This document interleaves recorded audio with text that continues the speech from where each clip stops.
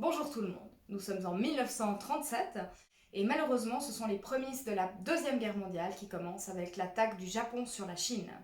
Pour les faits marquants un petit peu plus rigolos, nous avons Ronald Reagan à 26 ans, et oui, qui signe avec la Warner pour 7 ans. Il était donc comédien avant de devenir président. Aujourd'hui, après Aladdin, La Belle et la Bête ou encore Cendrillon, c'est Blanche-Neige qui va être adaptée au cinéma. Considéré comme un chef-d'œuvre, il marque une étape dans l'animation et le 7e art par ses innovations techniques et artistiques. Le film est une adaptation du conte éponyme des frères Grimm paru en 1812, conte fortement ancré dans les traditions européennes. Pour ceux qui l'ignorent, Disney a décidé de ne pas mettre de nains dans son film pour cette fois-ci. Et ce sera donc Blanche-Neige et les 7 créatures magiques. Et tout cela grâce à qui? Peter Dinklage, aka Tyrion Lannister dans Game of Thrones. Se voulant progressiste, il a créé une polémique en dénonçant le stéréotype arriéré sur les nains. Pour d'autres comédiens et célébrités de petite taille, ces propos ne sont pas acceptables, car en faisant cela, Peter Dinklage empêche 7 autres acteurs de travailler. Selon eux, il est loin de rendre service à cette communauté qui souffre depuis longtemps, mais serait plutôt en train de la desservir en les privant de travailler avec Disney. Pour Dylan Post, les personnes de petite taille ont le droit d'avoir les mêmes rêves que les acteurs n'étant pas atteints de nanisme. Si vous voulez en savoir plus, jetez un coup d'œil dans le lien en commentaire. Retour maintenant au Rex.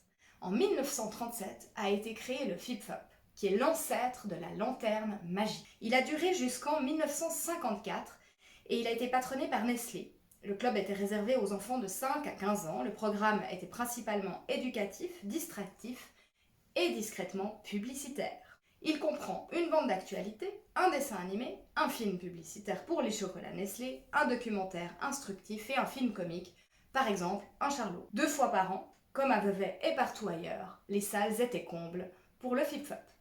Place maintenant aux Oscars.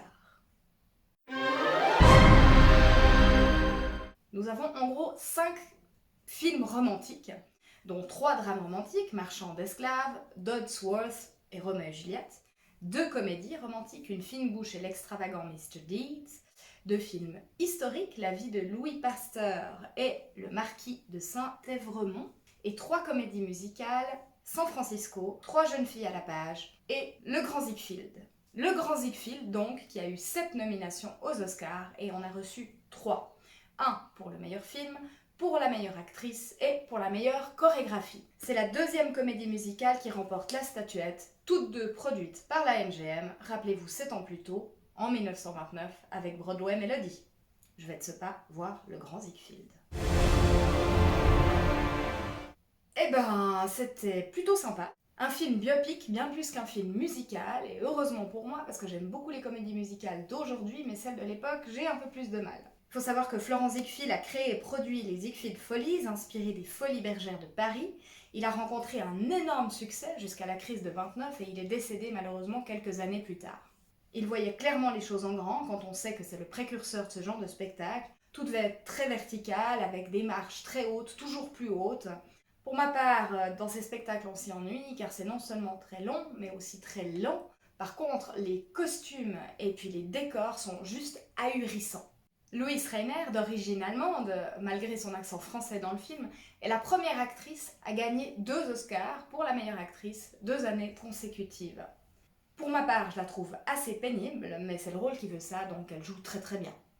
Elle n'a d'ailleurs plus obtenu de rôle important à partir de cette époque et a cessé de jouer rapidement. Elle a elle-même dit qu'en gagnant 2 Oscars, rien de pire ne pouvait lui arriver car le public allait l'attendre au tournant.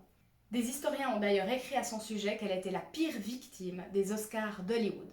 Elle est repartie pour Londres, où elle est morte 12 jours avant ses 105 ans, à croire que ça valait la peine de quitter le showbiz. Prochain film, La vie d'Émile Zola. Comme son nom l'indique, le biopic sur la vie d'Émile Zola. À bientôt!